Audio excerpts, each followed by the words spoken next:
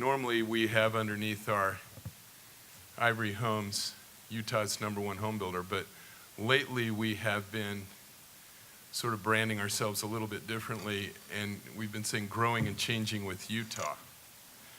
And there's a reason for that. We think that there's a lot that needs to be changed, both in the way we do our business and in the way we develop in Utah. So we're offering more product types than we have ever offered in the past. Ivory Homes this year will close on just about 1,000 homes and about 500 to 600 apartments.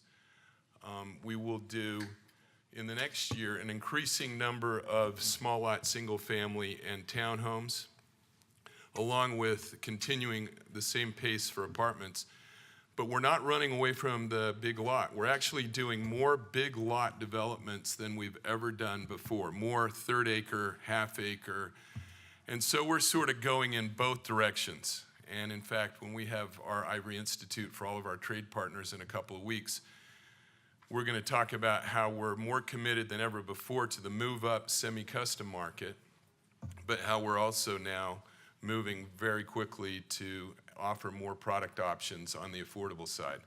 So that's what growing and changing with Utah is all about.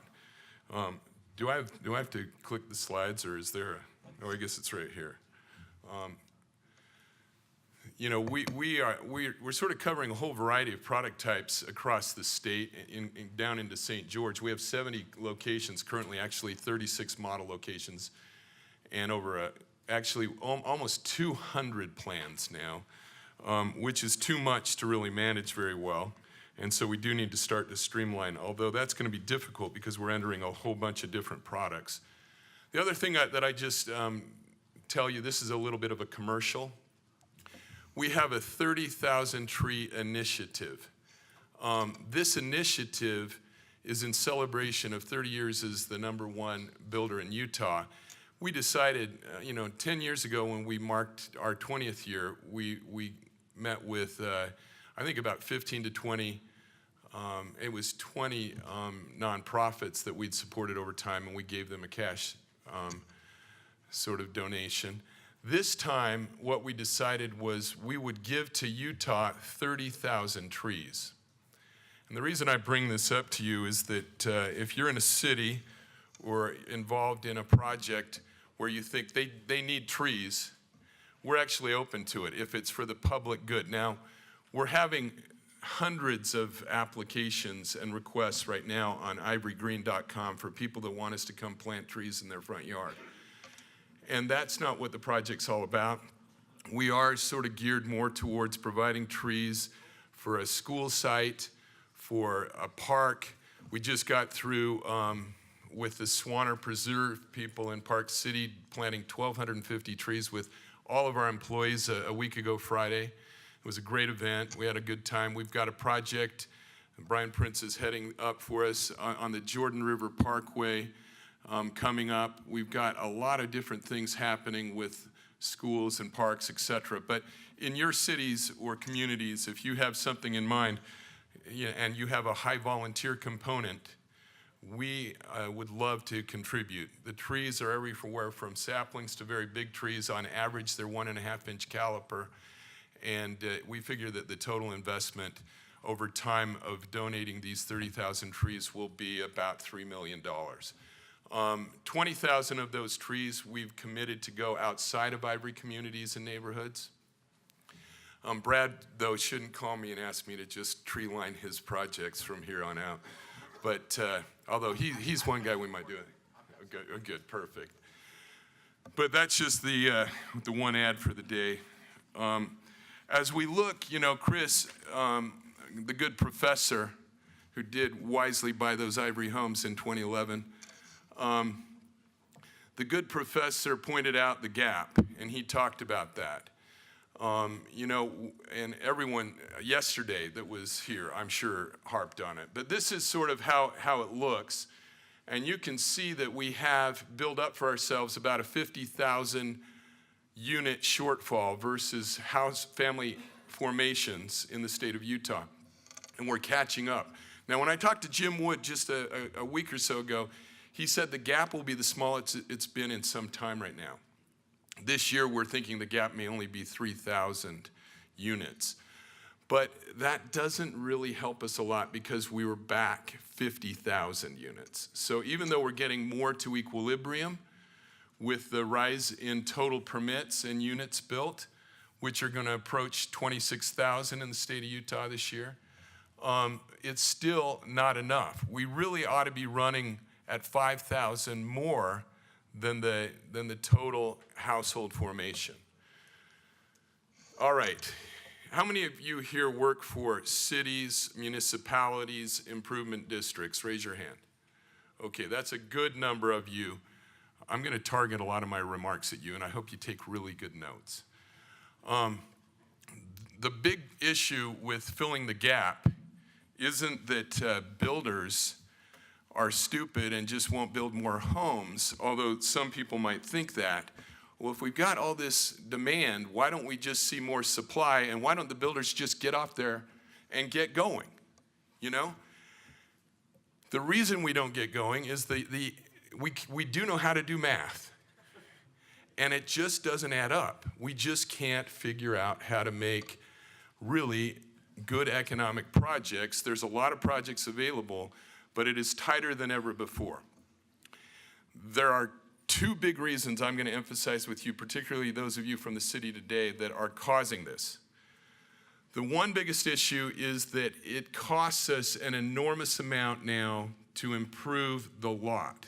You're going to see in a minute, contrary to what most people are reading in the papers every day, the biggest problem with housing isn't the labor shortage. The biggest problem isn't that materials are going up due to tariffs, even though those are significant issues most recently. The bigger issues relate to how much it's costing us to get a lot out of the ground, fully ready, so that we can start the construction process. This right here shows you that in 2008, on average, and these are our own numbers from a variety of projects, and we just sort of took an average, and this is a 9,000 square foot lot. In 2008, our average cost was $86,000 to produce that lot. When you think about it, that's before we were going to even start the process. Now, what else is involved in that? Besides the land, you got all the lot improvements, and then you have the municipal and improvement fees, okay? So before we even started a home in 2008, it was $86,000.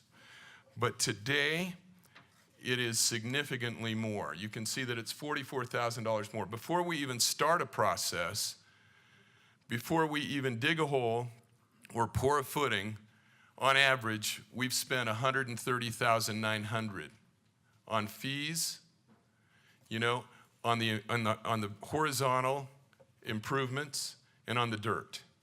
And it is really difficult for us to compete. In Arizona and in Texas, where they're building a lot of homes under $250,000, I can tell you that their price all in before they start digging is half that, okay? No question. That's why we just can't quite do it. If you look next, this just shows you all of the components of building. We took quite a bit of time, actually, and went back and really studied this so that you could see where the big differences were. And you know, these are hard to see, and I have another chart that breaks this down a little bit bigger and better. But as we look at all the costs, we will see that we have experienced $103,940 total increase over 10 years in building the exact same plan. This is our Hamilton plan. It's a two-story plan that's just over 2,000 square feet. That's a lot of difference in 10 years. Here's how you look at it in terms of cost as a percent of total, all right? As you think about it, the land cost has risen from 15% to 16%, so it's significant. The bigger increases are coming, though, as you'll see it, in terms of fees, municipal fees and improvement fees. And then you look at the real costs of developing the lot, it's substantial. Materials and labor, and then, of course, lot improvements, all municipal and general contractor, supervision overhead, title closing, and commissions. Now, I didn't put profit in here, but I can tell you that the profits in 2018 are not that dissimilar from the profits in 2008. Of course, the strongest profits in the history of housing were 5, 6, and for some 7. For many more, they started to crack in 2007. But 2008 was a pretty anemic year. And to be honest with you, for many builders, profits are not super strong right now in this market. Even though everyone thinks it's hot, the reason that builders aren't out building more houses is because of both the constraints, capacity constraints, along with the economics. As we look at these costs, let's just see where we've seen the greatest increases.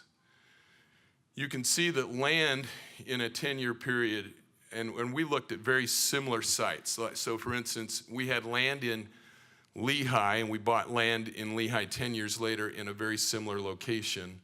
That was a good comp. We had land in Draper, we bought it 10 years later in a similar location. It's a similar comp. So the land has gone up in that 10-year period of time, 43%.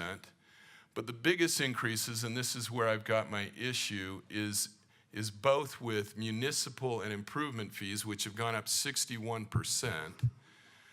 Cities and municipalities and improvement districts, they all would much prefer just to load on fees instead of ever raising taxes. Instead of having a broader approach, they'd rather be able to say, we didn't raise taxes. But in reality, cities are raising taxes. They're just raising them not in terms of taxes, but in terms of fees. And to me, there's no difference, except for that these, unfortunately, these are targeted taxes, which we call fees, that are really laden on the builders, developers, and that means anyone moving newly to the city or municipality. The other big thing that I was just shocked by, although it's just the proportion that I was surprised by, is how much it's costing us to put in our horizontal improvements. And the truth is, asphalt hasn't gone up that much. You know, oil's just recently started to rise, but asphalt hasn't been super expensive, but everything else has been outrageous, particularly the aggregates. And that's because, of course, as you start to run out of aggregates, those that are providing those have had the most substantial increases. But then the other thing that's really caused pressure, particularly on this segment of residential construction, is that we are competing with commercial construction, and things like a $3 to $4 billion airport project doesn't compete with us in putting tile in a bathroom, but it competes with us when we're hauling in aggregates, when we're pouring flat work, when we're doing footings and foundations.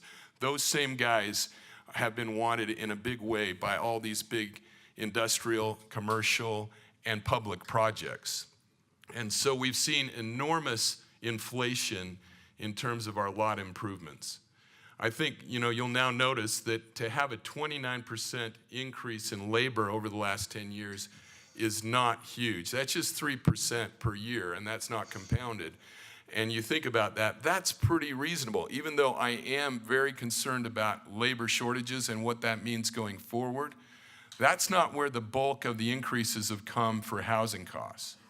It is significant, and they've come more recently than evenly over the last 10 years. Materials are up a similar amount. This is difficult for us to break out, but we did the best we could with our CFO to look at it, because many times we receive an invoice on materials and labor that's hard to break out. But we did our very best to sort of do it, and if you add the two numbers together, they are an exact and pure comparison to 10 years ago. But it's a little bit of an art form when we say it's labor up 29%, materials up 27%. But I don't think even if we got it off a little bit, it would be much. And then, of course, the general contractor supervision overhead, that's really just remained very constant, as has title, closing, and commissions, because most of these fees are based upon a percentage or based upon your volume, and so they don't really differ that much. They go up when your volume goes up, they go down when your volume goes down. You know, there are layoffs in some cases, and sometimes it's not perfectly even. But overall, I think this gives you a good sense of what's happening with costs. I don't want to completely ignore, how we've seen some hard construction cost drivers recently, and you can see that there's been some that are substantial. We really hit in lumber 9 months ago. We saw huge increases, but in the last 4 months, we've seen these coming off. Exterior, that's probably the number one. I'm in the process of surveying the top 20 builders, and all but 2 builders have told me that the exterior trades are the most in demand right now. It's the most difficult to get. Those that are putting on all the hardy siding or stucco, brick, masonry, stone, those are the hardest ones. And this just sort of gives you a sense of some of those big hard cost drivers. So as we sort of conclude, I just want to say there are some costs that create benefit, okay? That cities, the utilities, the environmentalists, they put on us that have a positive impact. Over the years, we've become a very energy efficient builder. And you can see how our HERS score, low is good, it's like golf. And if you could shoot a 60 in golf, you'd be pretty happy. That's what we feel like we're doing right now in terms of our energy efficiency. And truthfully, we don't want to go much lower because it's at a big cost at this point to the consumer. Compared to a 10-year-old home, you can see the dramatic difference for new home builders versus anyone who had a home that was constructed over 10 years ago. And these are the kind of things that do bring benefits, but then I think there's a diminishing return after a point. And we are going to continue to work with Dominion and everyone else to see what we can do to hold off on some of these ongoing increases that really trouble us everywhere, from the way they're requiring our water heaters to be vented to the way they've had us install our yard lines. They've just continued to add costs to us. But this is an unreasonable standard, and is anyone from Provo City here today? I might as well just find out. We've got some real trouble with you, Provo. This is just an example of how, when you are a planner, and I could show many of your other cities here today too, because Provo's not the only one. There's probably, I would say 10 of the cities where we do business that have over time just seen an escalation in their standards that are killing us, okay? And you think killing affordability. What is the benefit of having a road in South Jordan that costs $11,900 versus the road in Provo that costs $19,000? Why does the one cost so much more than the other? It has to do with the amount of land, number one, that it takes to put in this wide cross section. It has to do with the amount of base. Some of our cities have gone from where we used to have 6 inches of base followed by 3 or 4 inches of asphalt to 10 inches of sub base followed by 8 inches of road base followed by 3 or 4 inches. Now this isn't the case here. Most of Provo's issue has to do with the width, but every city has a different way to approach this. And what happens is someone just gets a good idea over time, an engineer, a planner, well, let's do this. We don't want to have any failure. We don't want to have this.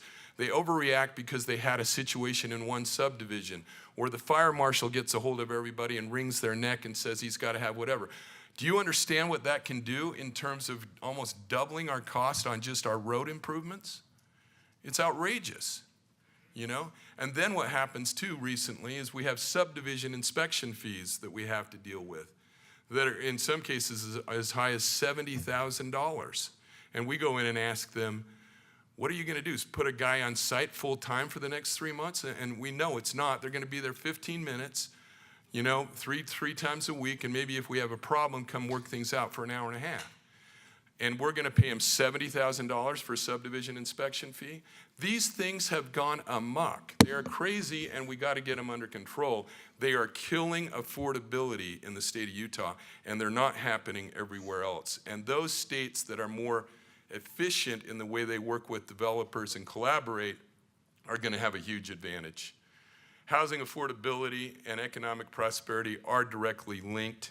That's why all of us, I think, are here today. That's why we're joining with the forces at the Salt Lake Chamber. That's why everyone's coming together to realize that if we want to continue to attract businesses to the state of Utah, we have to be on the competitive side. If we lose our edge in terms of offering a real quality standard of living, which comes in great part to having excellent housing at a reasonable price, then we are in trouble. These fees have got to be dealt with. We need to have a better balance on cost between existing and new residents. Every city needs to think about this. We can't penalize all the new folks, or we just will stop getting the new folks. And the solutions really come also in having cities that will have a mix of housing, that understand that the best neighborhoods actually have a variety of housing stocks and types at price ranges that appeal to everybody. And when you see, like Steve Sorensen over here with Smith's, when he's really deciding where to go and put his amazing store, which is going to produce great sales tax for you all, you know what the new anchor is that he's looking to join next to? It's not a Macy's like the one at Murray Holiday Road and Highland Drive. It is rooftops. That's what he's counting. And if you will have the right number of rooftops, the right kind of mix of housing, then he's going to come in and put this gorgeous Smith's Marketplace. And it's going to make a huge difference. So I just want to finish with one thing. We are very concerned about what's going on here, and we're trying to put our money where our mouth is and just absolutely do something about it. Just recently released at the University of Utah with the Sorensen Impact Center, the Ivory Prize for Housing Affordability. On an annual basis, we're going to offer a $200,000 prize. We're focusing on 3 areas: construction and design, regulatory reform, and finance. And we will be looking at these 3 areas. We have an amazing board. The director of Harvard's Joint Centers for Housing Studies on our board, the Turner Institute director from Berkeley, the Urban Institute head of finance, and a variety of other people are helping us survey the country for the best affordable housing affordability ideas, and we want to bring them to the state of Utah. Truthfully, our motivation is to recognize people nationally, but to bring the ideas here and to put them into practice so that we can do something in a real way for housing affordability here, because we do care about Utah. It's what we're all about, and I hope you feel the same. Thank you very much.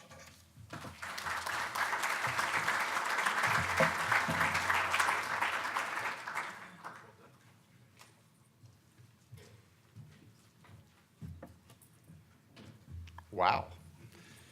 Hope you're scared. That was really well done, Clark. It was very impressive.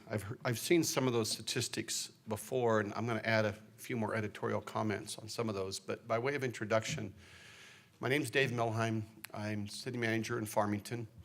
I was city manager in South Jordan many years ago. I think I signed the development agreement for Daybreak and was on the planning commission after I left there and helped get that started.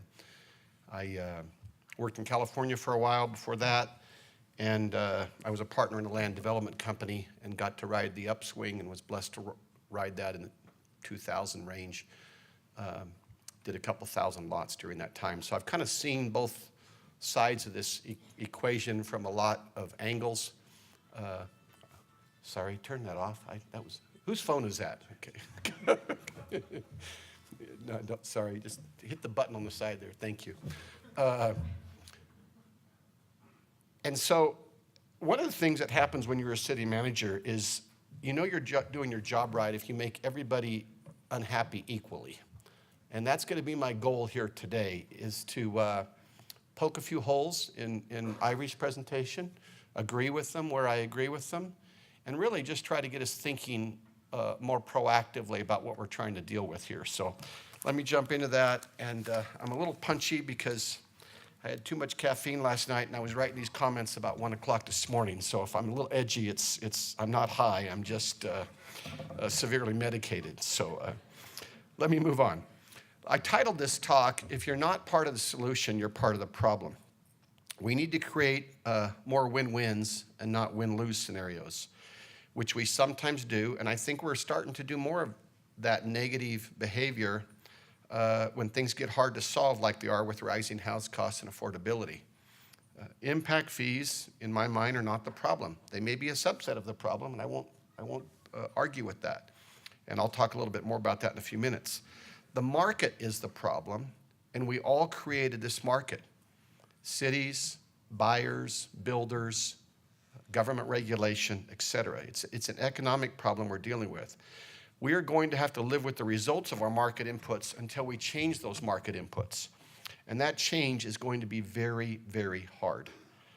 Legislating government solutions to market problems is very risky. My son just graduated in economics from BYU and thinks he's a world-class economist, but I think he's right when he was telling me that I was asking him some of these things and he kept bringing free market back into the conversation. I had to take Econ 110 3 times to actually understand that supply does need to equal demand for it to make sense. To the assigned topic that I was given of rising costs and headaches for cities, I'm going to give you a few points to consider. Most of the Wasatch Front is constricted. We're 100 miles. Farmington happens to be one of the thinnest parts of that 100 miles. You got mountains on one side, you got a lake or a couple lakes on the other side, and a few highway corridors running down the middle. Most of the easy developable land is gone, which means for both the developer and the city, we're now dealing with the incremental cost to cities and development costs for the infrastructure. It's getting much more constricted, much more painful. We're not building in the easy places anymore. We're building in the hard places. This means we're having to stretch roads and highways with all the sprawl-related problems that that's created. Farmington has had a real headache with a highway coming through our city because we get very little benefit out of it. We understand why it's coming, but we know what that sprawl is going to do, and yet we continue to do those kind of solutions in which I still shake my head at. We're having to build more expensive sewer lift stations. We're having to supply expensive water lines where water never was supposed to go. We're bringing in huge fill requirements and land, driving up the pre-cost of getting it out of the ground with fill and compaction, et cetera, et cetera, et cetera. How much are labor costs, concrete costs, and tariffs driving up housing costs? They're driving them up. And there's many things beyond the cities and the developer's ability to control, and I think we need to be more honest about that reality. The development community needs to be more honest about the total cost of housing and get off their impact fee high horse. This is one of the few things, and I think Clark alluded to this, it is one of the few things you pay for in a house that actually has a service benefit associated with the cost. When lumber and concrete goes up, the customer does not get more house with more lumber and more concrete. He just gets more cost. And we all pay that. Our scarcity of land is driving up costs. Let me give a few examples. I'm going to pick on Ivory because I knew I was speaking with them. And by the way, Ivory's an extremely good company, and I don't want you to think I'm mad at Ivory because I'm not. They're actually a really good corporate partner, and they do a real quality product. But they've got to make their ends meet, okay?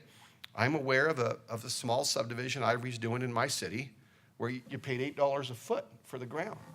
Think about that for a second. That's a lot of money, okay?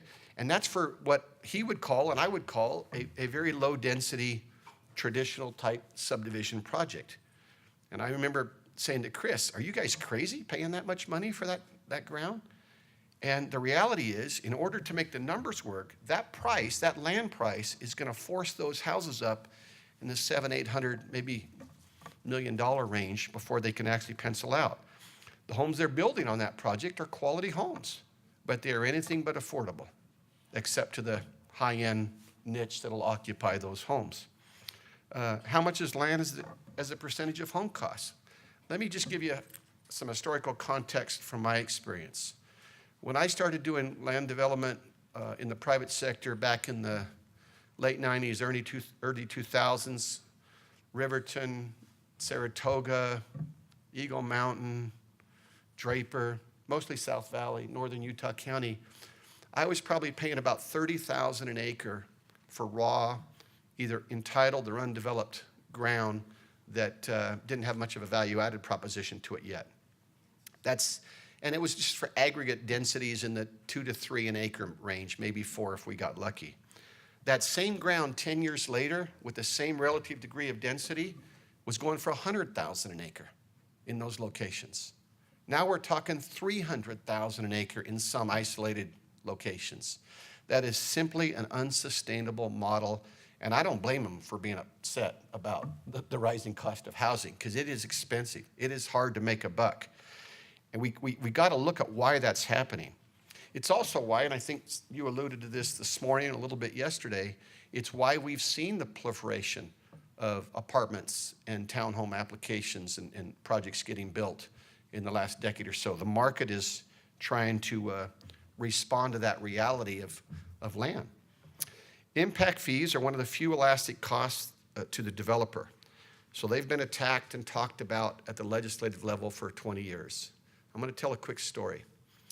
I sat in Al Mansell's office as a rookie city manager many years ago when SB 4, which was the original impact fee bill, came about. And there was a lot of politics associated with that bill. And there was a lot of stupid behavior on the part of cities with how we were administrating impact fees. But there was a political push at that time that said, we think we can get rid of it. And what resulted was an impact fee bill that has been modified several times since, but there was a court case way back several years ago called the Banbury Case and the Banbury criteria. It was actually a South Jordan case where it basically said you can't charge impact fees unless you're actually doing something with those fees in certain categories in certain areas.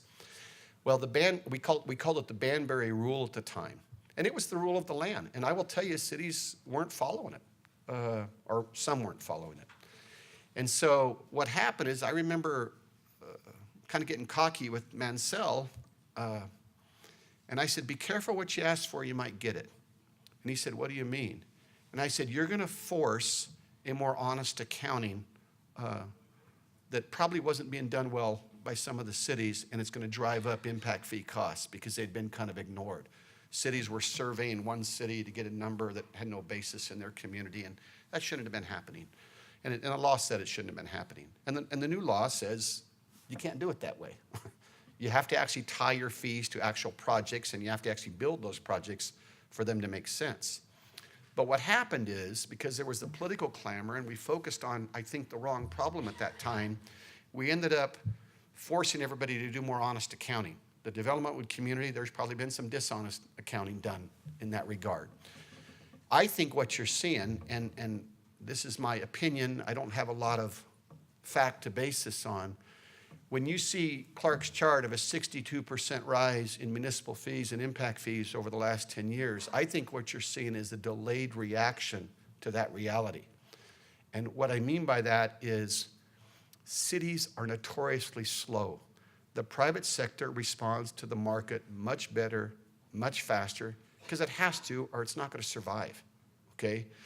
And cities kind of kick that can down the road, and then when they finally got around to dealing with their impact fees and dealing with these studies, then all of a sudden they realized costs go up. And they've gone up significantly in some cases, okay? As a percentage of total housing cost, it's still a low number. I guess I have a draconian suggestion. Let's just get rid of impact fees. Let's just get rid of them, okay? Think about what the stupidity of that statement for a second, okay? What'll happen if we do that, and we can't let that happen, is eventually cities will start saying no to anything because they have to be able to fund those improvements, and they have to have a revenue source. I agree there is a coming and painful political debate to how we fund new growth, whether it's the new residents paying for that, the old residents sharing for that in the form of a property tax increase, et cetera, et cetera. That's not going to be a fun debate, and it's going to happen and affect everybody in this room in some form or fashion.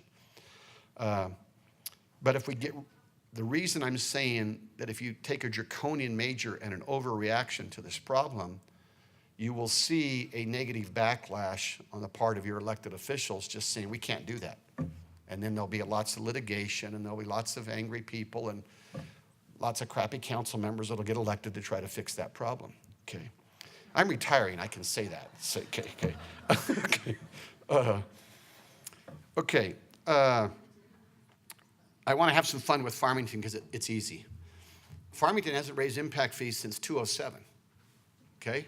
I bet Ivory wishes they could say the same about land costs, building materials, labor costs, home prices, et cetera. They can't because the market is not letting them say that. The market's putting real pressure on all of these facets at all levels of the housing strata. What was the cost of a home in Farmington in 2007? Well, I can tell you it's almost double now what it was in 2007, okay? But not one penny of that increase can be attributed to impact fees. Think about that for a second, okay? I can also tell you we're not keeping pace with our infrastructure growth. Watch how much the development community screams. Another reason I'm retiring, by the way. And freaks out when we attempt to do that adjustment to bring that in line with something we haven't done for 10 years. It's going to be painful to the developers up there and the builders up there, and we're all going to pay for it. Some, perhaps many cities, this is a pretty important point, have not planned well for their future infrastructure.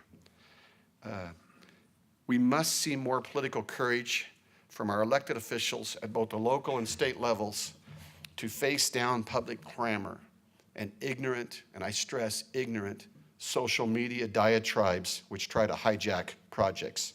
It's making cowards out of our elected officials. City staff must not be afraid to discuss infrastructure needs in an honest fashion with their bosses or with the development community. Here's a real problem, and I hate being so negative, and I'm going to apologize for that, but it's a reality I see. To compound the problem, the paradigm is shifting as to density. In some ways, it's getting better. I think cities are getting more receptive to apartments in the right places and you know, smaller lots and et cetera, but it takes a lot of time for that to happen. The problem is, as that density shift occurs, let's take accessory dwelling units as an example. Many cities are considering that. It's actually a pretty good solution, particularly if you've got cities with large lot development and you got this big stretch of grass in the backyard and you want to put grandma somewhere. Not in the grass, I'm talking in a house on the grass. Okay.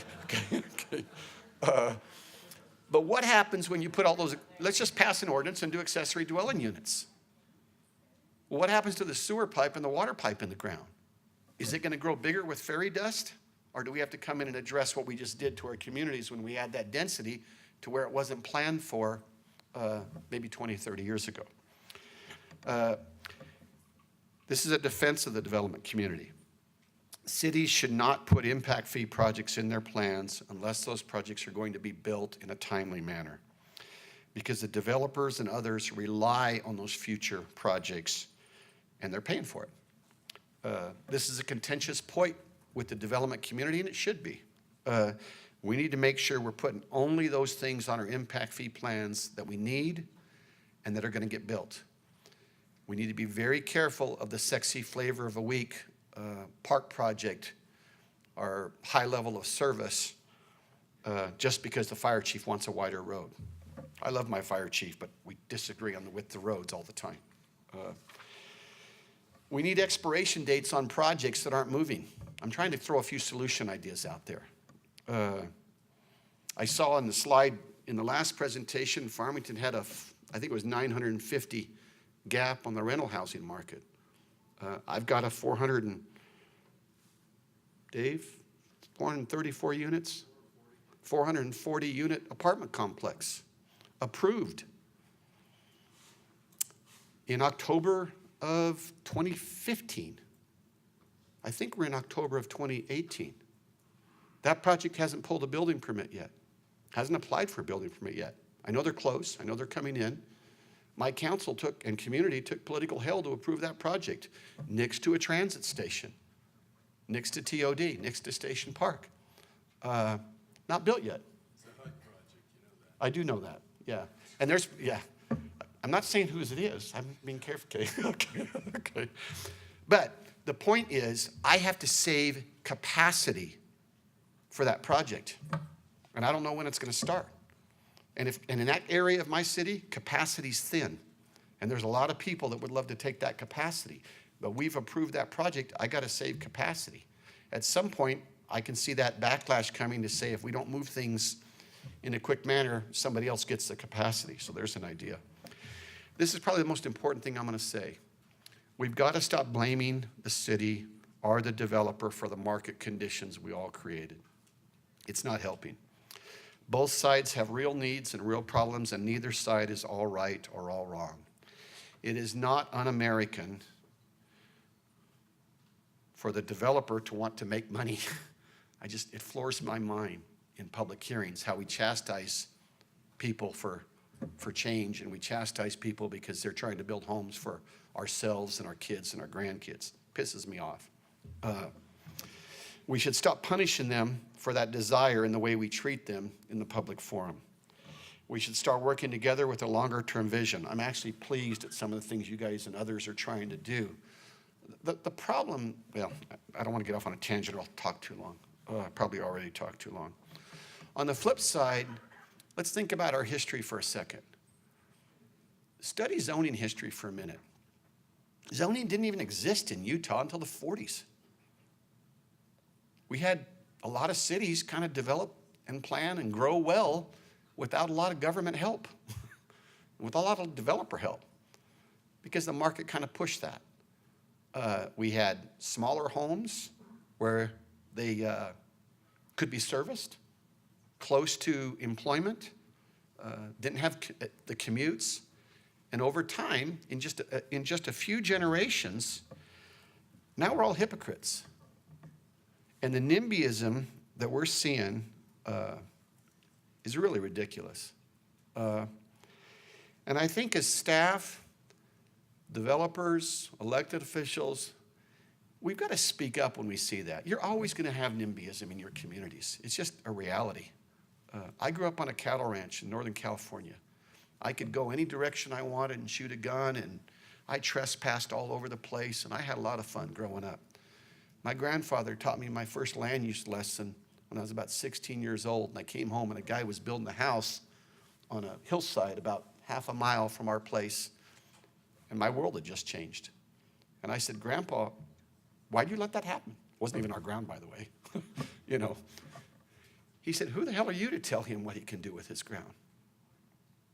And I had to learn that property rights meant something. I think we got to be reminded of that. This is a really important, and Brad, I'm going to pick on you because you're sitting there, okay? And you might be the speaker, okay? You'll probably be the speaker, okay? We cannot forget the voter in whatever solutions we come up with. We have to address the referendum problem at the legislature. That's one where we need some help in that. And I'll defend Ivory on this till the cows come home. Local cities, if we don't address the referendum problem with fair, clean legislation that respects property rights, respects local control, the legislature, local cities, the developers, you're screwed. And that's really sad that I have to say that standing up here. The legislature needs to get some courage on that one and deal with this problem before it gets more legs, or all of us will have our land planning hijacked by the rabid PTA president with a social media account, okay? Pray she doesn't go to your church. We need to work on, we've got to be more honest with the differences between affordability and affordable housing. Those are two different problems, and sometimes we mix those up a lot in the public clamor. These are not easy issues, and I'm not suggesting I have many of the solutions. Public education of elected officials, citizens, and even our youth is critical to address this problem. Somewhere yesterday, somebody said, why don't we have Land Use 101 in the local schools? I actually think that's a heck of a great idea, because we're dealing with a generational problem. The definition of density 20 years ago in South Jordan is very different than the density of, today in South Jordan or any other community for that matter. Light rail, the legislature, you're all socialists when we approve light rail. Can you imagine what would happen today if we said, we don't need light rail anymore? It takes a generation or two sometimes to get, and we got to get in front of this. And that's kind of where I want to close. If we don't focus on the problem, working together with the development community, with our citizens, with the elected officials, legislature, we're going to see the Californication of Utah. It's happening, it's real, and it's not pretty, okay? I thought fornication was a sin, so I actually think that's a pretty good word. Okay. We just simply don't have a choice to ignore this. We have to deal with it. And there are solutions out there. I believe incremental, pragmatic, step-by-step solutions are the way you're going to get through this. It's not going to be solved overnight. When I stopped doing development years ago, I was personally signed on $16 million of debt when the recession hit. I didn't sleep for a few years. Okay? He's not sleeping right now. Okay? Because he's trying to keep his company going in the right place. There was one good thing that came out of the last recession, and I think we'll see this again. There was a lot of riffraff in the world who put on their pants in the morning and called themselves a developer. There was no value-added proposition being done. They were just buying property and flipping it, 5 months later and making money. And the market was so crazy, it was letting that happen. The recession kind of cleaned that out. And there were survivors, and there were a lot of people that left the business. We're going to see that again in some form or fashion. I just think we need to learn from our past mistakes and try to prevent them going in the future. So I'm going to close with, are you part of the problem or part of the solution? Thank you for your time. Okay.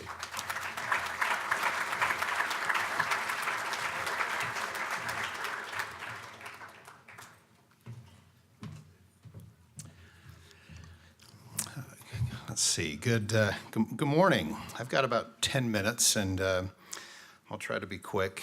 It'll only take about 30 of those 10 minutes. So, well, first of all, Dave, let me introduce myself real quick. I'm Brad Wilson, and I'm really happy and honored to be here today. I own and operate a company called Destination Homes.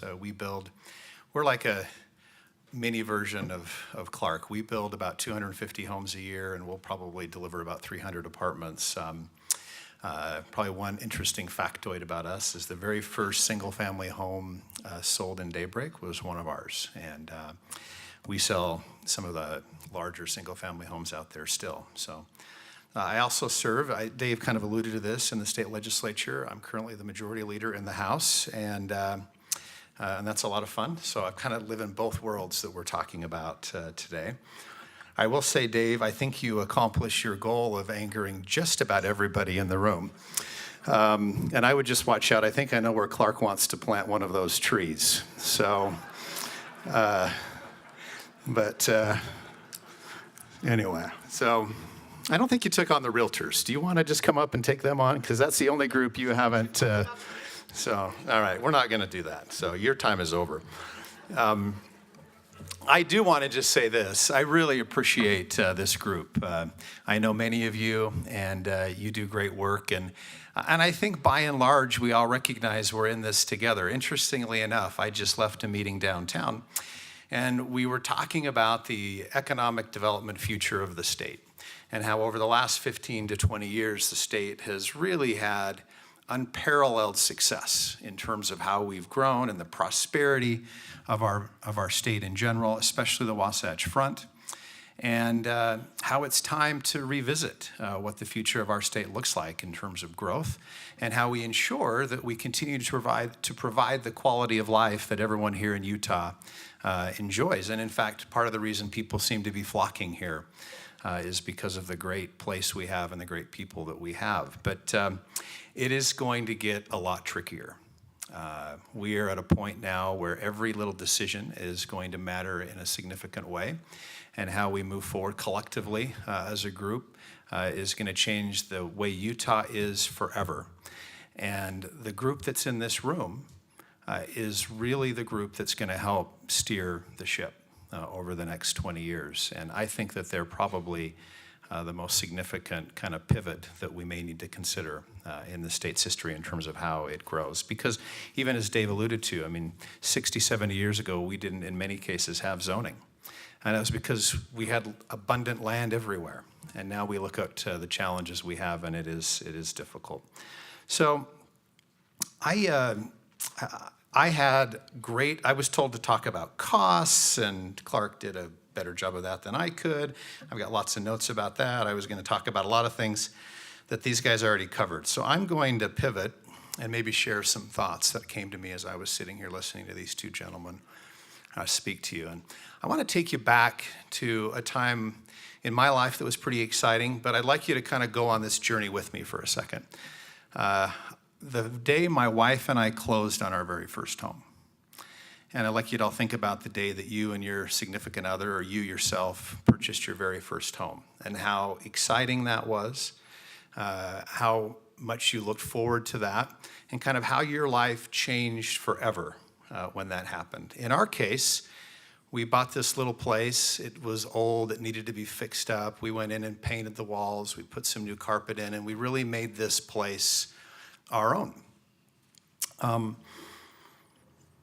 We have less and less people that can do that today. And I believe that to some extent, collectively, as developers, as elected officials, as city leaders, as staff, we are failing the next generation of homeowners. And it matters. We know that homeownership results in a lot of positive things for society. It results in, obviously, better wealth achievement and more financial security. We know that people that live in a home that they own have higher educational levels, and they attain a higher degree of education in many different forms. Another thing we know with certainty is people that own a home are more engaged in our communities. They contribute more of their time and their resources to make our communities better. And they're also healthier. Physically and mentally, they're healthier when they own a home of their own. But in the last, your numbers, by the way, are like freakishly similar to mine. In the last 10 years, the single-family homes that we build, our most popular plan, costs $110,000 more than it did a decade ago. Yours was $104,000. And our, I had another really good point I was going to say. I totally forgot what it was. I know what I was going to say. So, and maybe I have the disadvantage of not knowing what you've talked about the last 2 days. But if you look at what an increase of $1,000 does, just the math, based on a 10% down payment and a 28% mortgage household commitment of household income, in the last 10 years, we have taken out of the market 10 to 15,000 households that can no longer afford a home. And we're just getting started because in the last 2 years, the cost of my single-family homes, our most popular plan, has gone up almost $60,000. So we're starting to see this place, and in my business, we have hit it. There is absolutely no doubt if you ask our salespeople, if you ask our sales leaders, we are hitting a pricing ceiling where people just can't afford homes anymore. They come into the models, and they recognize that they can't afford. So they're going to stay with mom and dad. They're going to rent an apartment, which is fine with me. We have apartments. It's fine with Clark.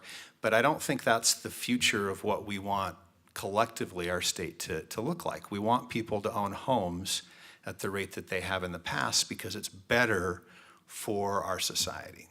And so with all that being said, the other thing, and you alluded to this, but I'm going to maybe share stuff that I probably shouldn't. Our margin, we're making less money this year. I'm raising prices faster than we ever have, and our profitability is down about 1.5 points as a company. And so it makes no sense, right? How could we have this housing shortage? And I know I'm not the only builder that's got that problem. I've talked to another competitor of mine who does about 250 homes a year, and he told me the exact same thing. He's actually making less money. His margins are lower this year than they were last. So it's a pretty tricky space to be in right now for all of us. So a couple last minute thoughts, and then I'll wrap up. I think we're moving on to something else. But about a year ago, I traveled to Orange County with the purpose of going and seeing what was actually happening there, because you hear about it. And it was a tour that we were on, a couple people from my company, to look at what the housing industry looked like there. I was scared to death. We spent most of our time looking at townhomes. The average townhome that we looked at was probably about $900,000. We didn't see anything that was less than $750,000. we did not see any single-family homes, and Orange County is a big place, by the way, a new construction that were less than $1 million. And they have some of the same geographical constraints that we have here. And that's what's happened in that space. And it's because they reacted too slowly. And I think we have an opportunity to do something a little different here. And I know that's why we're all here. But if that scares you to death, it should. And here's why it scares me. Is my kids that are all early and mid and late teenagers are not going to have a place to go. They just won't. And townhomes for my business, we are going to crest $300,000 probably within the next 12 to 18 months as our average sales price for a townhome. That's a pretty scary thing. So from a legislative standpoint, we're hoping that this group collectively can figure this out. That's our hope. I know that that's your hope. What we don't want to have to do with the legislature is do what California just did. And you may have talked about Senate Bill 35 in California. Megan, actually, who works in our legislative Research and General Counsel office, did for me a thorough analysis of Senate Bill 235 and 35 in California that basically took away land use authority from local cities, at least for multifamily. And that's not the direction that we want Utah to go. And hopefully we can kind of figure that out as a state here. But at the end of the day, from my perspective, probably more as a lawmaker than a home builder, is what I think we're looking for in Utah moving forward, is finding a way for us to protect the quality of life that we've all enjoyed and been blessed with over the last however many decades, hopefully we've all lived here.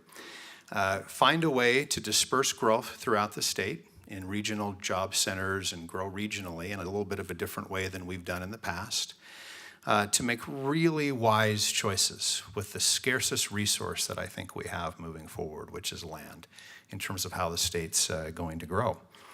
And if we all do that magic, things are going to probably turn out pretty well for us. But make no mistake, there's probably never been a more important time for all of these different communities to start working together in a different way than we have in the past. So that will conclude my comments, and I think we're shifting to something else.